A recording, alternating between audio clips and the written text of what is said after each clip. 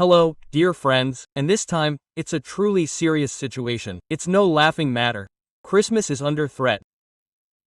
Terrible news is coming through the propaganda byproduct pipeline. From Europe, of course. That's what I thought.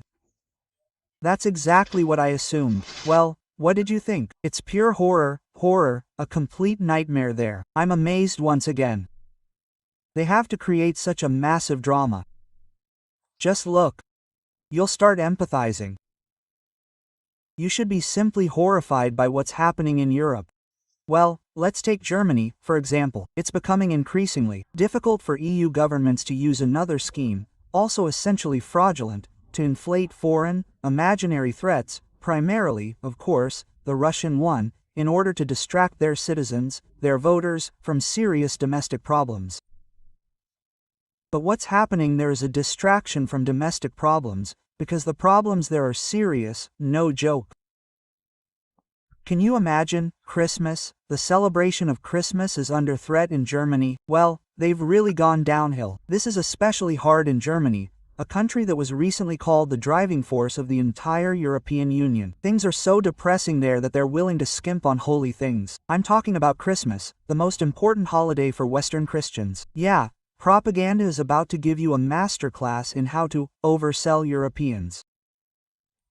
It feels like they're about to show you a donation line, telling you where to send your donations to raise money to help Europeans. All these beautiful Christmas images, all these images and traditions that have become firmly entrenched in Western culture as archetypes, almost all of them originally came from Germany. The Christmas trees, the fairs, the lights. Yeah, when it's convenient, it's all very much European culture. And all the other cultures, of course, are descended from secondary Europe. But that's when it's necessary, and when it's not, I mean, a German Christmas tree, nothing of the sort. Our Christmas tree is truly national, you could say, a truly traditional one. Well, first, about where they definitely don't give up on Christmas. Washington, the White House, everything as it should be. Christmas tree, Winnie the Pooh, lights, a nutcracker.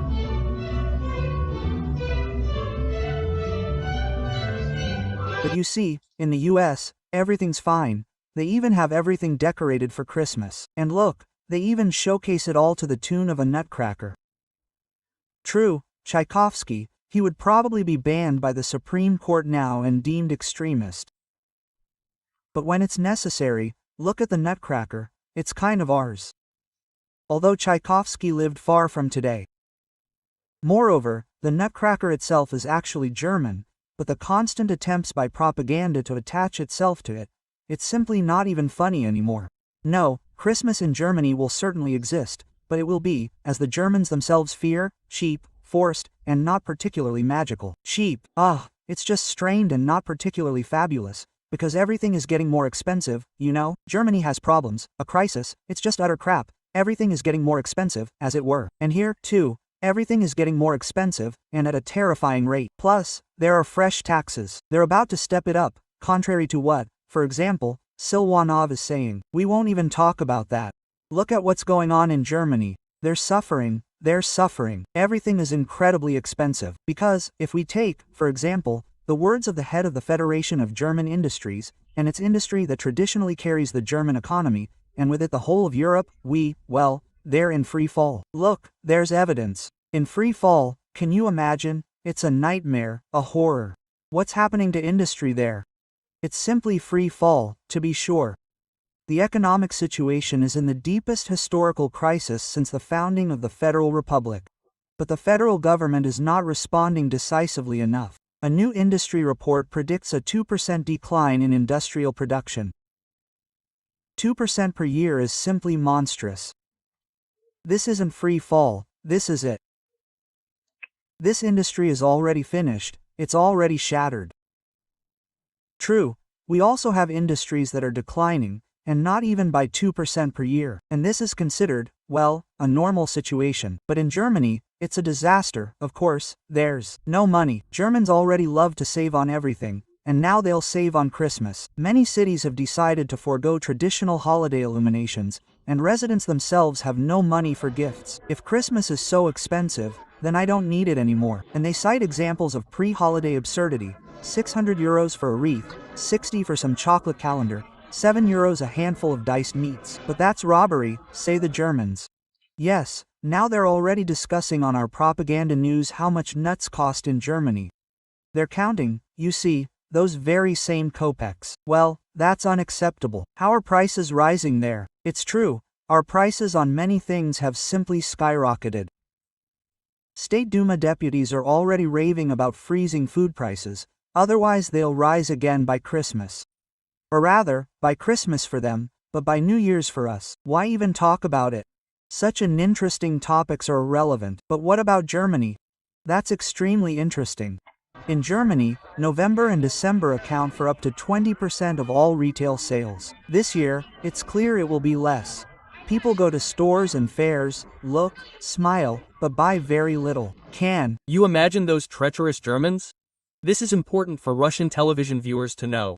Very important. Imagine, Germans walk around, look, smile, most importantly, at God knows what, and buy nothing. Well, they're definitely scoundrels. The budget is short, and the treasury won't receive any money during the Christmas season. So even the famous holiday markets, a symbol of Germany, won't save it. Some are cancelled, others are held more modestly than in previous years. Come on. Germany has fallen into an economic pit. That's a proven fact. Their production is, declining by 2%. That's not even true. Those are preliminary estimates. What's more, Germans are walking around smiling and buying very little. Nuts have become more expensive. And in some damned states, they're cutting back on Christmas lighting. This is, I must say, a profound crisis. This is simply economic rock bottom. The desperate German economy has never seen such a decline. But there are places where the situation is even more dire and even more critical. You know where? In England and Ireland, because the bars are closing there. It's an economic catastrophe, I think. Ireland's internal economic problems have threatened to wipe out one of its most important national symbols and a vital part of the national economy. Famous Irish pubs are closing at an alarming rate. Dozens, even hundreds, a year. Just imagine the horror. Dozens, even hundreds, of pubs are closing in Ireland every year. Dozens, especially, are impressive. Dozens of pubs are closing across the country every year. Aren't you scared yet? Well, that's strange. Why? In Britain, the numbers are even more frightening for pub lovers. But in Ireland, that hardly makes things any easier. Well, that's just as scary. Dozens of pubs are closing in Ireland, and in England, the situation is even worse. Aren't you horrified yet? Again, it's strange. Why? And will they be able to survive without pubs? This isn't about alcohol, and certainly not about its harm. It's about economics and culture. First of all, we must answer right away. They won't be able to survive. They'll probably simply disappear as a country without pubs.